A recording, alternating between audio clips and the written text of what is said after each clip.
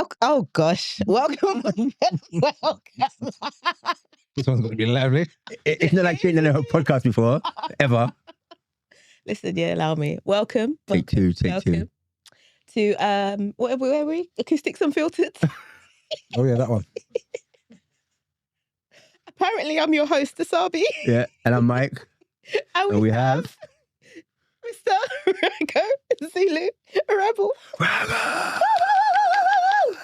What's going on, people? Yes, Raggo. Listen, you know we had you on before and that was great, but that's gone now. So we're gonna start again. Yeah. Forget how good that episode was. You're Don't feel any pressure. Don't feel any pressure. What? Sorry, you're saying it like the audience knows this, yeah? Like I'm filling them in just so they know in case. Mike's letting them know it was so good we had to reload. Man got a wheel. Yeah. That's that. Man's an MC through and through. But I don't want him to feel any pressure to be that good again. Just be yourself. I don't think we can make it any better, so we're just gonna have to do it differently. Yeah. Okay. Because it was perfect. Yeah. Yeah. Is that right? That's All right, fine. cool. So, what we should probably start with is your name. So, it's a very, for me, poetic name. Thank you. So, give us a bit of a take for a little rundown on, the separate components and how you put all those things together. Because they're three different things. So, Raggo Zulu Rebel. I used to be Rebel I1 back in the day. Yeah, I was Rebel I1. A friend of mine, Stallion Solo, aka Ratio. Oh, wow. My first rap crew.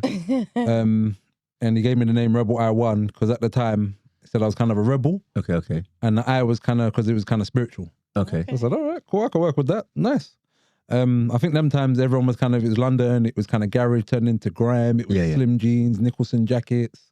I was into back, man. yeah, it was those times. Yeah. I was into like Fat Albert, Fubu, Baggy, American, Air Forces. Yeah.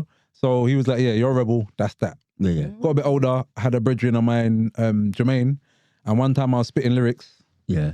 And I was at my aunt Black Flower's house. I'm spitting lyrics, I'm in the cypher, and a part of the lyric comes, I was freestyling, I freestyled a bit, and I said, sometimes I spit like, and I really spat the phlegm out. Oh, right. Out the window. Okay. I was gonna say. That was the response I got. It was like, what? It was like, and they went ballistic. They was like, what?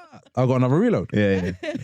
And he called me a Rag Zulu. He said, bruv, you're a Rag Zulu. I don't think he meant it in a progressive, uplifting, we got the diaspora wars and stuff going on there. But I didn't grow up to subscribe to that entity. I grew up in a very Pan-African household. So in my ears, it rang out like, ooh, Rag Zulu, Rag Zulu, Rag Zulu. Yeah. So I was Rag Zulu Rebel I1 for a while. Wow. But that's a lot. No, but that's a lot though, bro. Yeah. Rag Zulu, the Rebel I, come on. No, it's come too on. long. Trying to take it all there. So we had to have a rebrief and it turned into Raggo Zulu Rebel. Yeah. Raggo, that part it's London slang. Yeah. Coming from kind of in the diaspora from Ragga. Yeah. But when it got to England, it got a bit posh. It kind of got a bit upsy. You know how people get when, people get, they've been there a couple of months and they start getting bright. Yeah. So it turned to Raggo. Yeah. But depending on who I'm talking to. When I'm talking to the yard man, I say, Ragga, I see it. So Zulu, African warrior fighting against imperialism, colonization. Great film as well, by the way. Oh, there you go. Big up Michael Caine. Yeah, top man. But do you know what's interesting about them films? Enough of them films, even the Cry Blood one with Steve Biko, is that back in the day when they would do these films about African, they didn't feel the film industry, the market would be interested in the film unless there was some kind of a white protagonist character. Yeah. So that's why you'd have these films about these great African leaders and there'll be a random guy called Jim. Yeah. And he'll just stumble and meet the character. Yeah. And the whole film's about Jim's experience with like Shaka Zulu or Steve Biko. Shaka Zulu dies in the first 3 scenes of the film and Jim's just wandering around South Africa like, yo. And you're like, what about this film? I'm carrying it on for Shaka. Carrying it on. Yeah. And he's like, he's rapping. Yeah. We was in Africa, in the heart of Africa, Jim. Yeah. But that's the reason why though, because they used to feel that the audience wouldn't. But ever since things like rest in peace, my man, Bozeman. Yeah. Ever since Wakanda Forever, things have kind of been a bit different. But the years between that and Zulu, like what's that? 30? No, but that was Zulu was like the 50s or it weren't the 50s, colour, but it was probably 70s. 70s, yeah. Late 60s, maybe early 70s, but it's in colour. Yeah, I think Black Panther changed it all because I went to watch that 3 times. Did you? Yeah. It's your fault, bruv. Everyone In the cinema. In the cinema. Said yes. Every time. We need Will Smith. Will Smith. Hurry up. No, if Will Smith wasn't there, he'd have ruined it. What I'm referring to, you need a male black lead. Oh. That's But you wouldn't have got that without your Will Smiths, without Bad Boys, and without, do you know what I mean? It's been a trickle. And if you think about, yes. Yeah, I'm giving him flowers, but just saying in it right right now. If you put him in Black Panther, it wouldn't have worked. You would have probably slapped the king or something. It's not. So yeah, okay. So that's how you kind of put your name together. It's almost as if it was a perfect accident, if that makes sense. Yeah, and that's the what 3 words, man. You want to find me? Like, that's kind of where finding my soul. That was it. Raggo Zulu Rebel. That kind of explains and summarizes either some of my aspirations as a young person, but my energy and who I am. You know, you put what 3 words in Raggo Zulu Rebel, I'll pop up. Yeah, I don't think I've ever seen anybody with a name like that. You know what I mean? Like 3 separate words that don't necessarily go together, but somehow you've made it go together. I think as well that's the generation of MCs I grew up on. Entertainer. That's a sentence. Yeah. I mean, that, and it, you know, but it didn't. Back in the day, when people used to hear it, they used to laugh at it. Do you know what I mean? Like, I did a gig in Ponders End one time. I'll come on stage. No, I've got to the ends. The man that seen the rest said, "Yeah, bless it." Yeah. They said, "We're gonna have Raggo Zulu Rebel on later." What? Wow. And I'm busting up. I'm like, raw. Wow. Okay, tough crowd. I said, all right, let me just go do my thing, go home. Yeah. Gone on stage. Yeah. They said, Raggo Zulu Rebel. They started busting up. I got on stage. I said, what? And then I started doing my thing. They're waiting for me to do a K-put and Sizzler impression. Yeah. I'm doing like that. I said, yo, well, go on, fellas. You ain't cool, yeah? Yeah. What? It's relatable. It's something that they understand. I probably, at the time, might look like their older brother, maybe now like their uncle or something.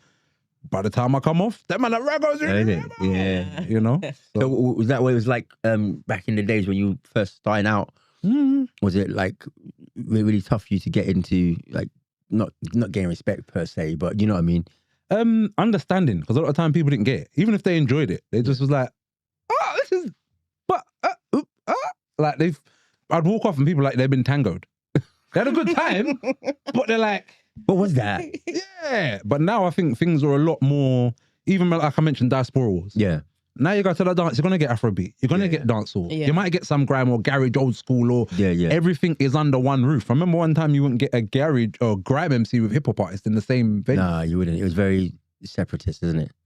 But my thing was unity. And that's even why the sound is so fusion, because I'm not going to come and preach to unify. You better no one want to hear that. Yeah. But I just consistently give you examples through the, what's the word? Through the equations of my expression. Yeah. You know? So then they, I presume then they come to that conclusion of unity by themselves then. Yeah. Well, and even if they don't. Yeah. It's just, I just trick them. Look, did you know? Nah, that's the best way. So you said that you grew up in London, yeah? Yeah. Oh, back and forth. I grew up north. I was born up north. I was about to say a small town. Not small town. It was the biggest town in the UK. Bolton. Really? Bolton? Yeah, I grew up north in Bolton. I've been there, man. Hey, up, lad. Is it grim up north? Grim's not the word. Oh! Big up all the Bolton massive, yeah? Bolton. Listen, it was not easy, but we made it. I know, you know? Listen, I respect you. If you know what Bolton's like, how this guy came out like this, it's amazing. If you've been to Bolton now, Bolton in 1980 something, Bolton in 1990 something, it's not the same. Do you know what I mean? So it's a lot more cultural, a lot more going on. Them times it was me and grandma. Yeah, you was like, me and grandma and granddad. You were the only black in the village, innit? Basically. Wow. How did you find that then? Or was that all you knew? If you grew up there, that's all you knew then, really? No, because my dad's a Brixtonite, my mum's a Boltonian. So, and then my mum come to London to be with my dad. Yeah. Papa was a player. We moved to East London. Yeah. There was that Brixton story. My mum was going to uni. Yeah. She wasn't well for a little bit. Yeah. I went to go with my nan at the beginning of the summer. Yeah. I was meant to start school September. Grandma didn't remember of education. Yeah. So September 1st came, she enrolled me. Yeah. And from I was about 3 till I was about 7, I was in Bolton and I come back on the holidays and stuff to London. Wow. But like, I didn't have like, for example, culturally, I went to my granddad's barber. My granddad went to a white barber. Yeah. And not 2024 white barber, might give you no, side parting, block afro. Yeah. Wow. As a kid. Yeah, and then when I come to London, I'm getting night ticks and stuff. If I never came to London, I'd be cool with my block afro. Yeah. My blockchain afro. But when I've got to London, and I'm linking like big up man like Linton and Uncle Linton. You give me a nice night tick, fade, partings, all this. Because I remember actually, because I went to university up north in Preston. So you know. And the first thing I realized is there were no barbers. Them times I had a little Bobby Brown lean, you know? The step, you know. A little step I take. Once I got to Preston, that lean had to go because there was no actual barbers. So then a guy cut my hair one time, he messed it up completely. Then I just had to switch it to the Onyx style. And that was it. How about some hardcore? Yeah, that was it ever since. So I can feel your pain on it. So Preston was the end, yeah?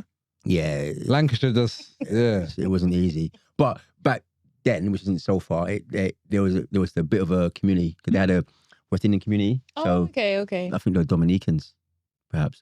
But so yeah, there was a little bit of a crowd. But I can't say that Bolton didn't have a black community, but what happened was the black community was kind of my mum's generation. Oh, okay. And all of my aunties and stuff they came to London. So the people that I grew up with, all my auntie Jenny and all these aunts, they're in London. They're Boltoners. Okay. But them and my cousins and everyone is in London. Yeah. I'm just the last black in the village. Oh, man. So basically, as soon as they came of age, they bolted. Yes. Yeah. Oh, was that fun? Was that a pun there? Or? It wasn't, but it worked. It's got bars, man. Yeah. So then how did you kind of deal with the complete contrasting cultures? I think it made me very aware of who I am. Okay. We're having a mum that was very Pan-African and proud and into the diaspora. My dad's in that way still community activist kind of people. And then my grandparents were very proud in their Caribbean identity and their home pride and whatever. So I just got a lot from home. And then the relationships I had, my best friend Scott, we're still good friends to this day. Okay. His birthday is actually today. Big up Scott. Big up Scott. Big up Scott. We're born 2 days apart. So they just lived across the road and I spent a lot of time in their house. Yeah. I wasn't in with everybody, but I just did my thing. It was tough. Like on my first day of actual school, not nursery, school, like when I'm about 4, maybe 5, I got bricked in the face. Bricked? It wasn't even a brick. It's see like the cornerstone. Like say you got concrete and the corner piece, and when it rocks off, and then you'll have like the iron bits coming out. So some kids, I'm just there playing, doing my thing. Jamal, this is like some of my 2 earliest memories is making cress sandwiches. Yeah, nursery. My gosh, those cress sandwiches. Terrible. Cress sandwich and jam. With Miss Regan. Hold on, are you saying not together, not together. Okay, please. No, jam sandwiches and cress sandwiches. Oh, I was gonna say. And then first day of primary school. Wow. Primary. I can't guarantee you exactly say this is 30 odd years ago. Say it was the first, but earliest memories of school. But still, that age and that and then they weren't getting bricked. That was the one thing. So I got licked in the face with the brick. There was a group of them. I've grabbed one of them, started lacing him with licks. The rest of them started kicking me out. I just lacing this you and whoever I can scratch. Teachers have come and I'm just feeding everybody with licks now. Even the teachers.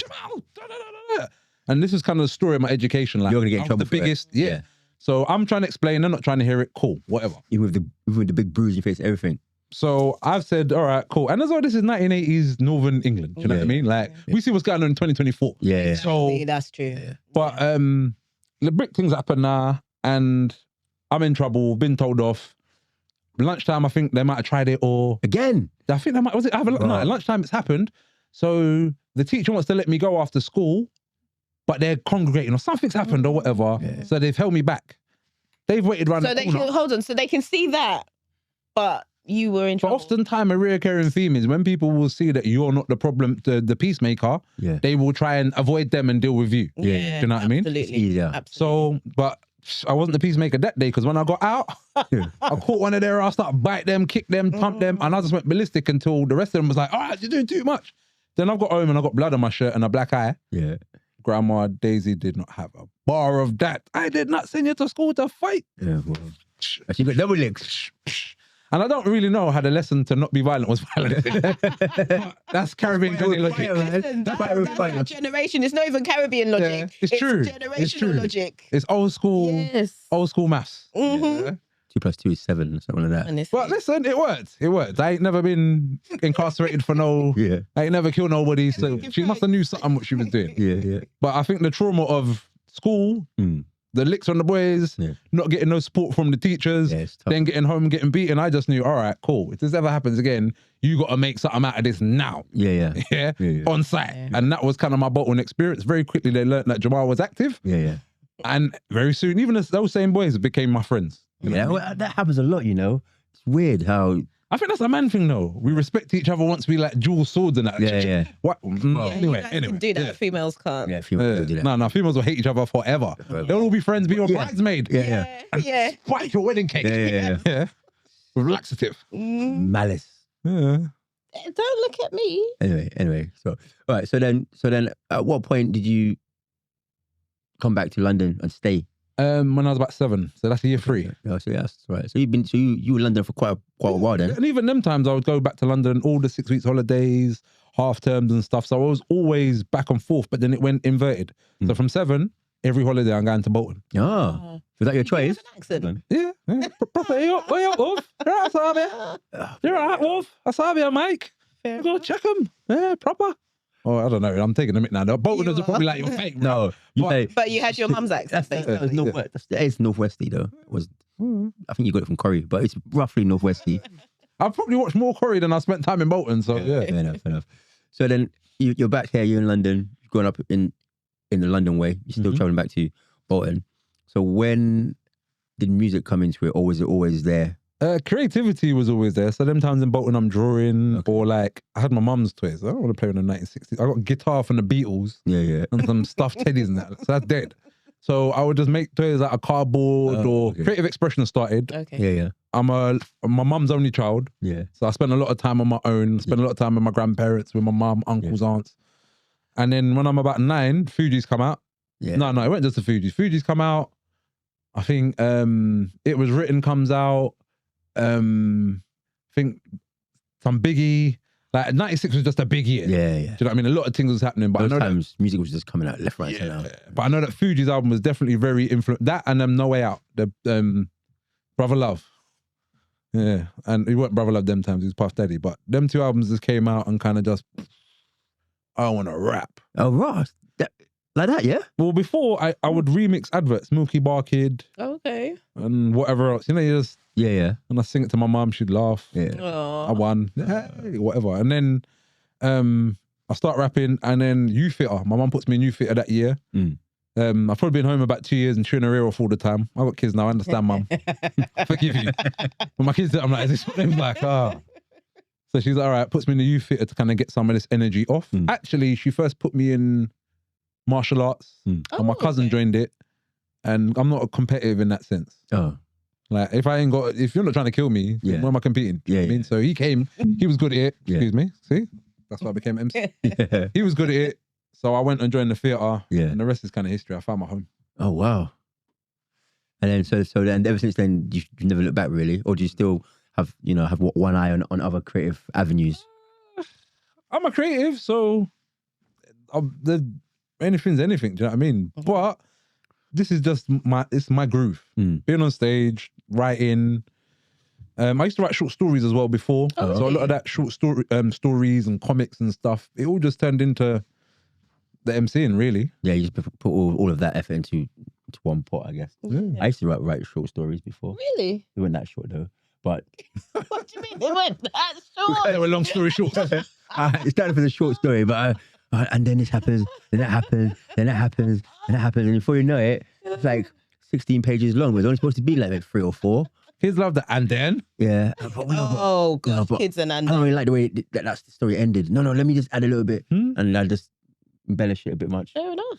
And then I just stopped writing. I don't know what did I just stop? I don't know why. I just stopped writing stories. Oh. But anyway, back to you. It's not my podcast. So in your bio, you talk about your genre as future roots, yeah? Yeah. But has it always been future roots, or did you kind of evolve into that? And also, did you create future roots? Because he's copyrighted already, you know. There's other people out there doing things which are, do you know what I mean? Because I guess some people do 1970s Burning Spear impressions, do you know what I mean? Yeah. And there's nothing wrong with that. There's nothing wrong with that. Big up, Burning Spear's still here, but I love the vintage, the old school. Yeah. But it's just not me. Do you know what I mean? I'm a lot of things simultaneously, and I want to represent all those things simultaneously, and without faking it or without begging it, just comfortably. Yeah. You know? Yeah. Your own kind of vibe, not necessarily trying to fit into a particular box or genre. And a lot of people who have seen those things, because I see it in other people. Like I say, oh, that's my style, or that's my. It's not mine. We've just had the same influences, or the same mixture of influences, being in this hub of culture. Yeah, you know. But at least with yours, you're trying to be as organic as possible. Yeah. So then, does that mean early on in your career, it was just you were just playing music, and then you kind of not necessarily came up with a concept, but you settled on a description of what you actually do? I think what happened was earlier in my thing, it was a lot more boom bap. Like in my first album, Jar Messenger, 2007, the sound is a lot more boom bap. I've done other things, but when I've come out of that album, it's kind of set in stone the sounds of the albums. Yeah, okay. There's other things and mixtapes and stuff I did which was more experimental, but that is very boom bap sound. And when I'm doing shows and stuff, and a lot of the gigs I'm getting, because the people I know might be at these kind of events. Okay, the music I make might be that kind of music. The era I live in does that. I'm from Forest Gate. It's very grime orientated. Okay, I mean, you got D-Double, you got Footsie, you got all these kinds of that grime energy. Newton, Manor Park, like it's that Leytonstones through them, that kind of vibe. Yeah. I'm around lots of ras. So a lot of time the events that I'm at is it's bingy, it's roots. So that's the events I'm coming to, but then I'm coming there with the boom bap thing. Like, I love the content, you know, my youth. But with the roots, them there. I'm a rebel by nature. I always talk to my missus about this. You don't have to rebel all the time, Hubba. That's what say to me. It's not that deep. It's in your nature. It's nature.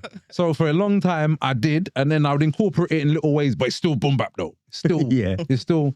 And then I started doing a lot more mixtape stuff, I just make music, but it didn't all make it to the albums. But what happens with all the other stuff turned into the mixtape stuff, which was more sonically, more my thing. I was having fun.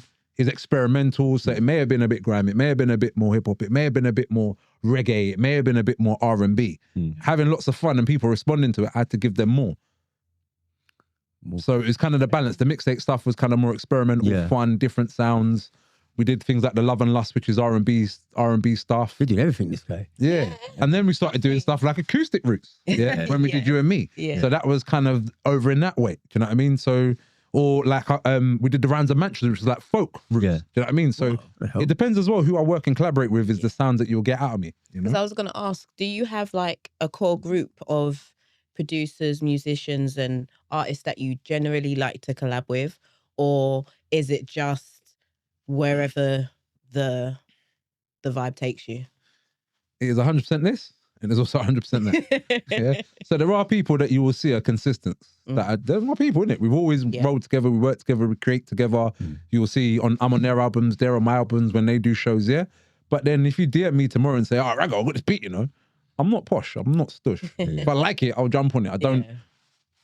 I make music, innit? You know, some people are like, I have to do music, and then you present them and they're like, oh, I don't know.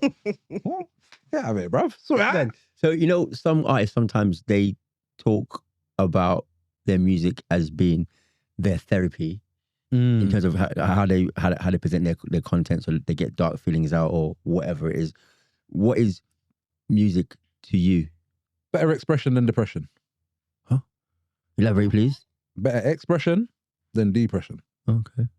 So now I have lots of different tools how to manage my feelings, thoughts and emotions. I'm going to be 40 soon. Do you know what I mean? I turn 38 on Tuesday.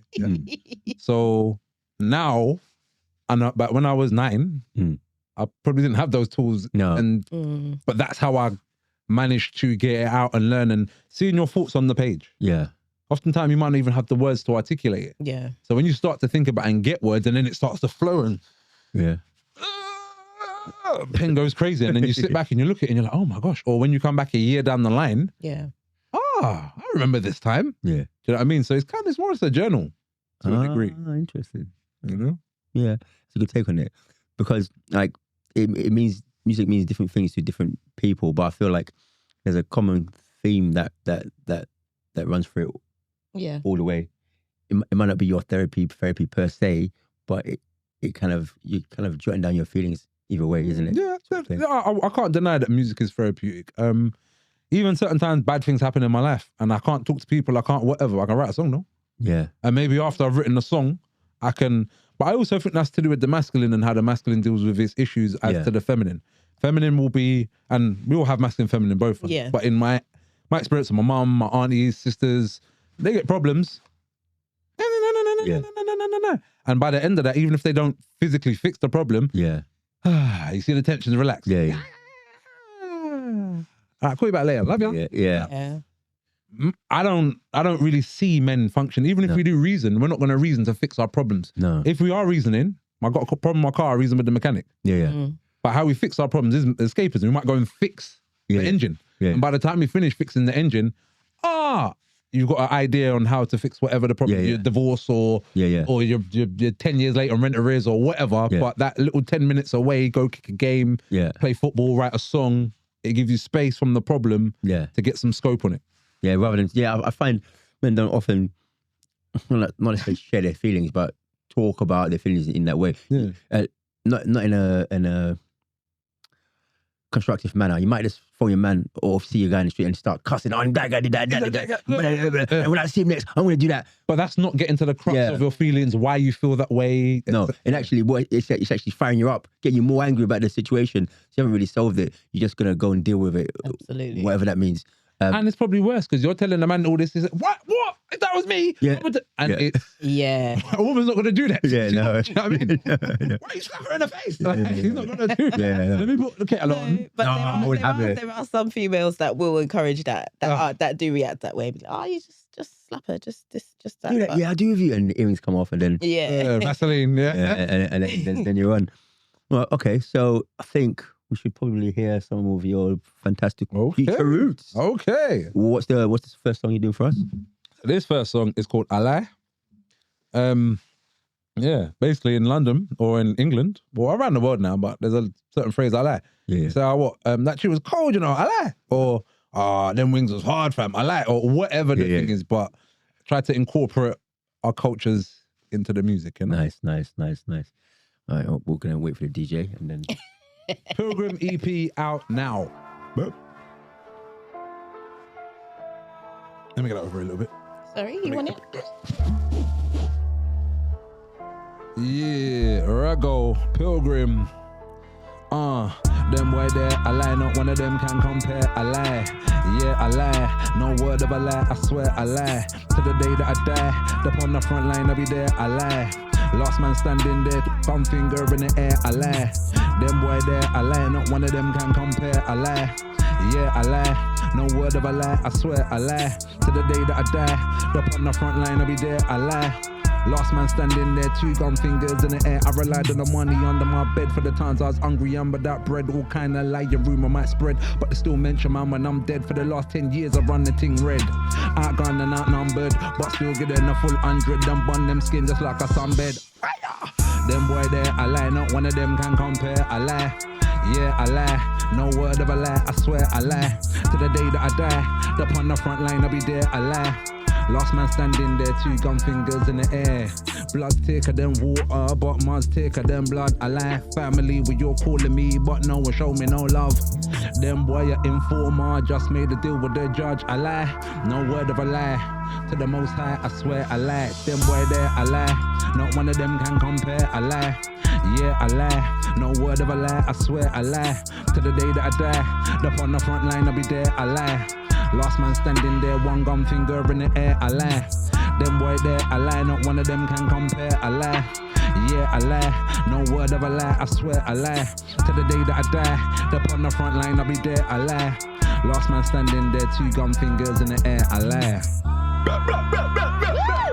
Pilgrim EP out now, big up Salix all the way in France. Salut! Salut! At one point there, you went a bit Buster, I was thinking, is this guy going to catch his breath or not? That was even, see, I said 96. I think The Coming came out, Woo-Ha. Yeah. That was my first single I bought on CD. I've got a story about okay. Story about I still that. got it. Go on. Well, anyway. No, go on. You see how easy it is? No, do you know why he's reluctant to share the story? Right. Because he's always getting at me. He's like, podcast's not about you, you're always sharing you're always talking about yourself. Like, just let the people do it. That's not how I speak, first of all. Well, that's my interpretation of how you speak. That sounds very aggressive. But wait, rewind. What's this Woo-Ha story? Right, so back in the days when you used to have a you know, a mixtape. What's it called? Yeah. You know the song Getting Down tape. What are they called? Breakdown tapes on that. No, when you're gonna get it on with the girl, them. Slow jam tapes. Yeah. So obviously I had a few slow. 90. Yeah. Yeah. So I had a few, Show to see. I had a few slow tracks on. Yeah. Remember it was cassettes them times. Yeah, H-Town, all that lot. But I love that Woo-Ha song so much. So at the end of the slow jam tape, it had Woo-Ha on it. Yeah. So just about to get something, yeah. So I tried to finish before we got to Woo-Ha. That's because when I finished before I got to Woo-Ha, it looked a bit peak because bro, you got to go in. It's like I'm celebrating the fact that I got some. So anyway, yeah. Bro, all you do is save the Woo-Ha for the end when it's getting good. Yeah. Extra. I'm telling myself, oh, okay, it's H-Town now. I've got to finish before Woo-Ha comes on. I just love that song so much. They're rocking. Woo-Ha. It's a good tune. Them like rinsed me for ages about that. Anyway. We know I might get stabbed. It's back in the day. Oh, okay, yeah. So he says. Formed since then. So anyway, back to we have to check his playlist. It's a tune though, come on. Continuity. It's a tune, come on. It didn't really make sense, but I just loved it. So yeah. So that track was like, I don't know what I can describe it as. It was just like, was it rap? Was it? It was just kind of, to me. I did it somewhere the other day, and the guy said to me, "Oh, Raggo, you do grabbing that?" And I was like, "Oh yeah, I had a bit of thing." But to me, it sounded drill. That's about as drilly as I'm ever gonna get. Yeah. Okay. Like, see, like with the that kind of hi hat. To me, I can see kids doing that steady stuff. Yeah. It was My daughter gets down with it, and Nia's always doing her little steady dances. So, but I mean, even it was kind of unique to you. Actually, I need to give you your flowers, by the way, because somebody that had a sneak preview of our first encounter. Shout out to Reno. You know who you are. I won't say her surname in case you want to be shy. Anyway, she was like, "Oh, that Raggo, I love his music." And so when she first was gonna watch the original podcast thing, she wasn't into our type of music at all. But you basically converted her for that period of time. So shout out to you. Give you the flowers. The power down. The 6 million more to go. The power of music. The power of music. Yes. But so on your bio, Eva. You've lived a very, very long time, died, been reincarnated, it came back and kept that list, or you've got a completely mad viewpoint on music because pretty much everybody's on there. Maxi Priest is on there, De La Soul, like, come on. But it makes sense. Cliff Richard, everybody's on there. He's got his grandparents influence. No. Cliff is grandma. No. Normally, they put 5 or 6. You had like 50 or 60 people, and as well was the top 10. Yeah, and they were completely different. So maybe some of that was your northern upbringing. Yeah. Because actually, I really like Oasis and stuff like that. Yeah, and that's because of being up north. You're my wonder. That's a classic tune. Yeah, no. I was trying to guess what you were singing. No, I know the song, but when he started, I was like, my notes. Yeah, that was the grand version. That was the grand version. That's why. But yeah. So it was the harmony. How do you deal with so many different genres in your head at one time? Because there's so many influences there. Yeah, that's what comes out. That's what comes out. Do you know what I mean? So whether it's, I don't know, Sting and Fields of Barley, whether it's, I don't know, Beanie Man and Foundation, whether it's DMX and How's It Going Down. I love that song. Whether it's, I don't know, Sean P and Onion Head or like the REM and Everybody Hurts Sometimes, whatever. Like, it's music. If I feel it, I feel it. I can't just, this is my genre of music and I will not, if it resonates. With you, this goes in your system. So if, for example, let's say you had to pick in order, the genres that you like, top 5? Should we go 5? Okay, yeah, go.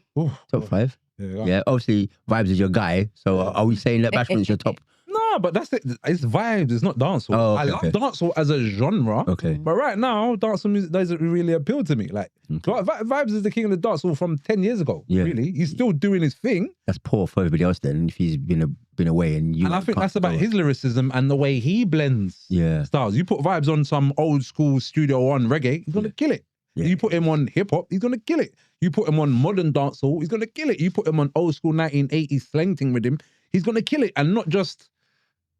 He's going to do something different to whatever you would expect. It's going to be funny. It's going to be entertaining.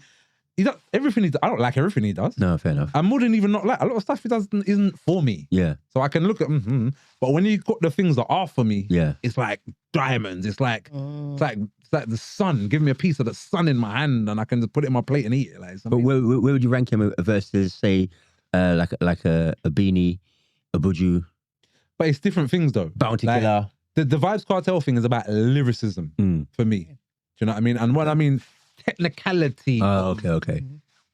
Lyricism, metaphors, rhymes, styles. Yeah. Okay. You couldn't, like, someone like a Buju, or even, for example, I was watching Beanie Man and Bounty Killer's stage show. They got an honourable order of distinction last week from the what's his name?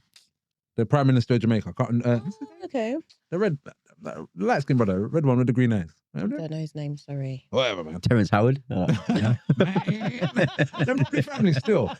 But they got an honourable order and they did a performance. Yeah. And Killer's my guy. Bounty Killer's my guy, you know. Yeah, he was big. Lyrics for lyrics. Yeah. But it was Beanie Man that had the call and response songs. And they were just going hooks. They weren't even going major lyrics. They're just having fun with the audience. Nice. But when man said, oh, nah, the audience just responds. Yeah. But my thing is, I try to do both. I try to have bars. Yeah. So if your thing is lyricism, but I try to also have chorus, hook line, chants, and things to engage your audience. So then, to bring it back to your question, I did try dodging. I know. I'll let him finish. Oh yeah, you chat all that chat. But we're still gonna ask you that question. top 5 genres. Oh gosh. All right, I'm gonna get what the genres are, and I'll figure out what order they are in. So we're probably we've got to have soul, R&B. Yeah. We've got to have reggae in there. Okay. We've got to have hip hop in there. Yeah. I'm gonna put dance music. That can include Dance music. When I say dance, that includes house, garage, jungle. Okay. No, I thought it was dance. EDM, but that too. And I thought you were specifically referring to EDM. EDM's right. Into EDM. I'm not really into EDM, but all these musics come from early 90s. Things like Black Box and stuff like that. Do you know what I mean? Yeah. And Money Talks and all those kinds of sounds. Do you know what I mean? So, all right. So yeah, I'll put dance music as a whole, so I can get all of those grime, garage, soul, whatever, disco, and all the rest. What's that leave me? One more? No, yes. Reggae. If you're not hip-hop. separating disco from dance music, Yeah, that's reggae, it. hip hop, soul. You said soul. Soul, so that's soul, R&B. Soul, reggae, That's hip soul, hop. R&B. That's slow jam. That's all of that. Yeah. Yes. Okay. Reggae, so that also includes dancehall. Yeah. This guy's cheating. Yeah. So we've got reggae, dancehall. We've got hip hop. Yeah. We've got Dance music. dance music. What's my last one? Yeah. You've left that rap, or is rap going to come on the hip hop? That's the hip hop culture. Yeah. Bloody hell. So, all right, go on then. Still give us the top 5 though. No, he doesn't have a 5 yet. What's He's the only fifth got one? 4. What's the fifth one? Okay, let's do top 3 then. Give me. Do No, top 3. Top 3. It would probably be soul, hip hop, reggae, probably. Yeah. Fair enough. No, probably another like I don't know order. So the original question was order, but it's not. All right. In those 3 genres, name your top artist in those 3. All right, so soul off the top of my head right now. Let's go Jodeci. Okay. Yeah, I can live with that. Let's go Willie Hutch. Okay. Willie Hutch. Do you know I don't know who that is. I have to Google it. You know He sang I Choose Mac. You, yeah. Yeah. You know the Yeah. Mac. Yeah, I think I know the song. So the soundtrack of the Mac. All the songs on the soundtracks, the things like I Choose You. Yeah. All them 70s kind of pimp-tastic Memphis sounds. Okay. You know what I mean? That's Willie Hutch, is it? Yeah. You learned. Even the brother's gonna work it out. Like a lot of the tunes that you know. What's that song by Jaheim? Looking for love in all the wrong places. Yeah. I think we should. So that sample, that's why I did good thing. But you see that sample, Yeah. that's really hot. Oh, is it? Yeah, song called "Brother's Gonna Work It Out." You know. Okay. All right. All right. So we got Jodeci, Willie Hutch, Omar. Let's take it to the UK. Okay. All right. We're decent enough. I can live with that. I think we're gonna give him a bit of tough questions now. Okay. I think we're gonna go. I think we're gonna go social dilemma first. Oh, nice. Yeah, let's switch it up. Okay. Let's switch it. Okay. Has society got enough dilemmas at this? Well, yeah, but Well. we want to hear your opinion on this one. Yes. So Boy. basically, it's become a thing where I really try and tailor it to the person. Yeah. So, so that's why it's this question. Okay. All right. So hypothetically speaking, yeah. So hypothetically speaking, you've got your missus, you've got your children. You have a blended family, so there are some of the children have other mothers, and where's the hypotheticals? It's coming. I'm just trying to set this. Getting it. For the audience. So, out of nowhere, because your missus is a peaceful woman, yeah? But we're not calling this on her in particular. So we're talking about your hypothetical missus now. But your actual missus is a lovely, peaceful woman. Okay. So out of nowhere now, your missus is getting into these fights. She's in South, she's getting into fights. She's in West, she's getting into fights. She's in North, she's getting into fights. Fight? I mean, let's say no. Yeah? Because we're speaking hypothetically. Yeah. It's looking peak, right? It's not looking good, bro. Come to find out, she's getting into fights with the other children's mothers. Oh, gosh. Oh, man. And come to find out, one of the mothers in particular has set up a baby mother fight club. Oh, no. And the target is your missus. How are you handling that? I know about this. Well, basically, what I'm going to do is I'm going to go on Spotify. On Spotify? On Spotify. Okay. I'm going to search in Rocky soundtrack. Yeah. Which one? Oh, that one's good. I'm going to get the punching bag and the gloves. Yes. Yeah. And we're going to train. Yeah. We're going to be body slamming some of these broads. Yeah. You mad? You got to represent, babes. Yeah. You can't become a loser every time. What? Embarrassing, man. Send it to the garage, man. Listen, if it's not some Mike Tyson, you know when Mike Tyson does training on the neck, on the floor, them ones, yeah? That's what we're going to be on. Pull-ups off the lamppost. So we're going to do a whole montage of training for her to go and kick some butt, basically. And then what we're going to do is we're going to holler at Netflix. I'm going to try and get a Netflix Baby Mama Fight Club deal going on. And then what we will do is capitalize, and everyone can get a piece of the pie, and then I can retire. Oh, put my foot up and be the chief. Because remember, and red cap and everything. And it'll be a reality TV show. Yeah, and we'll capitalize. That could pretty much work. Zulu Baby Mum Fight Club. Okay. I didn't know how he was going to answer that, but that's a very creative. Life gives you lemons. Yeah, you make Netflix deals. Yeah, well, mate, to be honest, I've seen a few shows about like bum wars and all that sort of stuff. There you go. Yeah, maybe you've seen bum wars back in the days. Bum wars, they used to get the homeless people to fight. Out of order, really. And I don't condone that, but it was funny. When I was 15, that was entertaining. Yeah, it was funny. Yeah, I didn't have the... My brain wasn't developed. Yeah, I didn't have the right morals back then.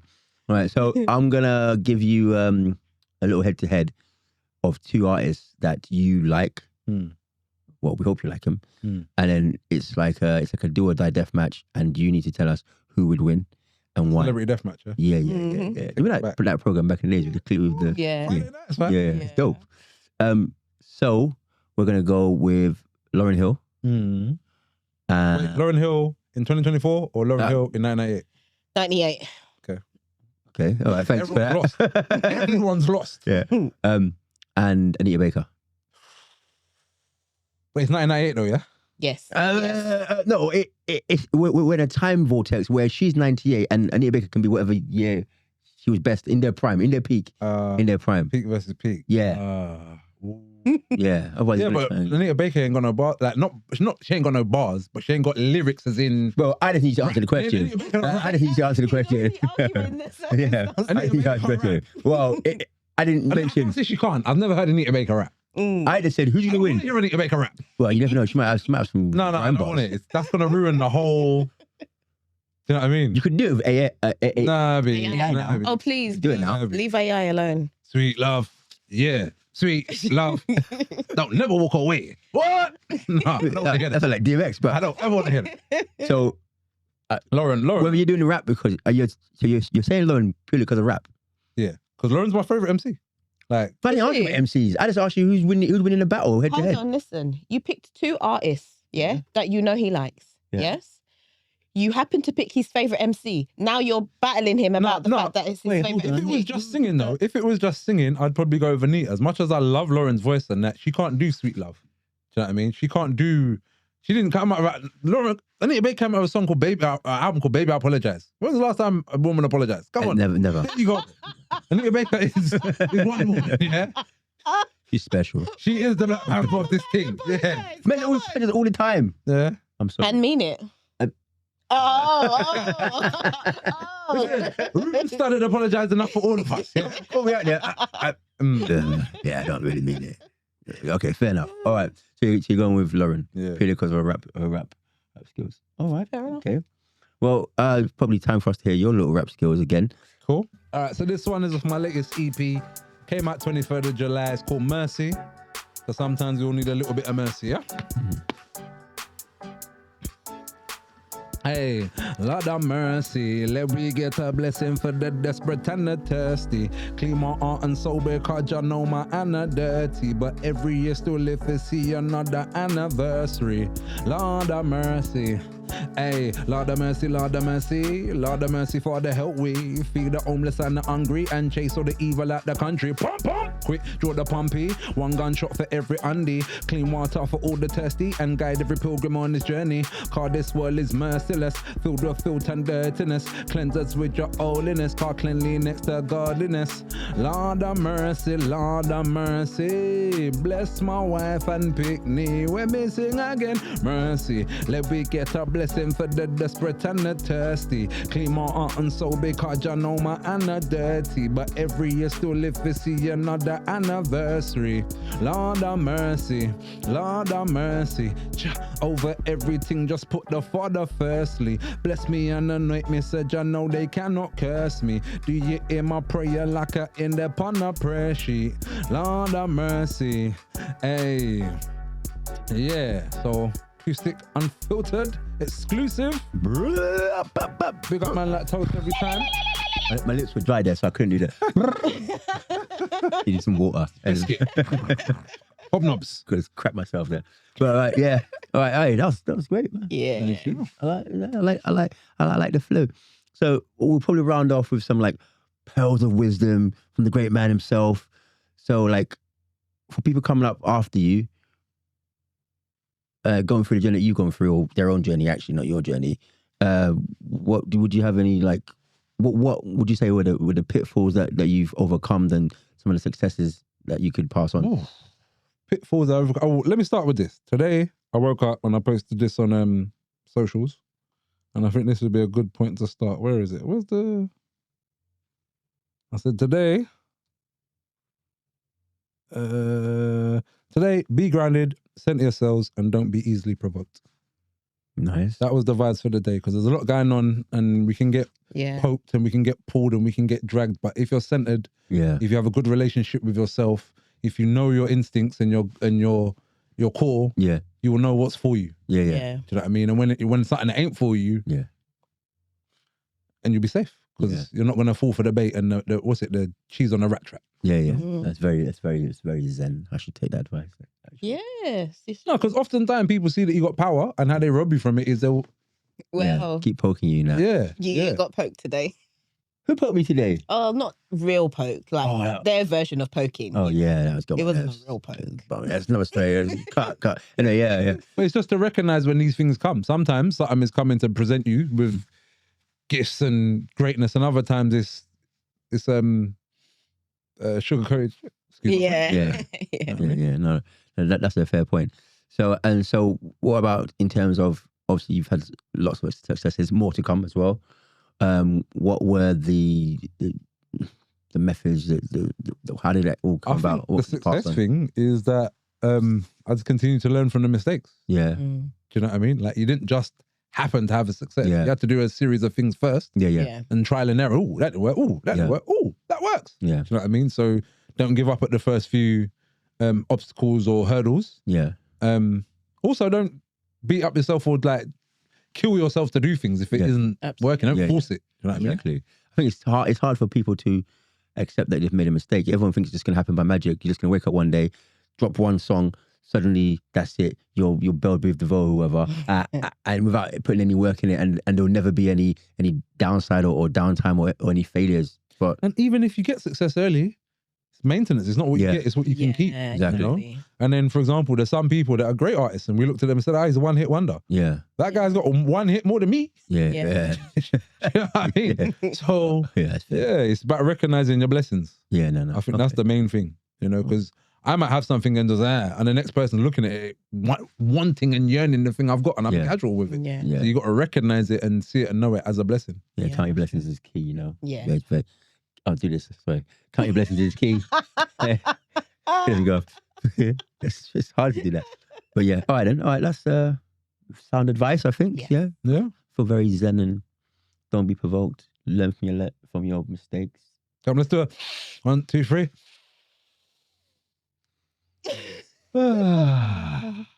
Breathe. Okay. Right. Okay. That's a wrap then. Yeah. I've been Mike. I've been Asabi Howard. And we've had Raggo Zulu Rebel. Go out, get Pilgrim. Go out, get 80s Baby EP. Go out, get 140 Rub a Dub Road. That's the place where road meets roots and culture. And also, like, subscribe, and yeah, we always forget that. Like, subscribe, comment. Yeah, button, it's there. Yeah. Can we get a pop up? Yeah. I'll add it in later. It's fine. Cool. Boom. That's it. Yay.